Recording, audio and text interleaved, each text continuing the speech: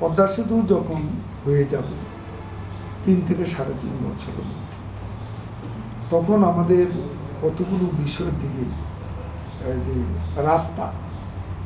রাস্তা তখন আমাদের প্রশস্ত করার বিষয় এখানে এসে যাবে। আর এটাকে 4 লেনিং প্রজেক্ট করার জন্য ডিপিপি প্রণয়নের কাজ শুরু হয়েছে।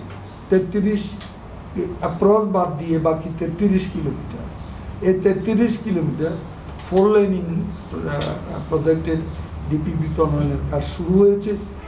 এই 4 লেনিংয়ে একটা সুবিধা আছে, সেটা হচ্ছে এখানে আমাদের জমি অধিগ্রহণ করতে হবে না।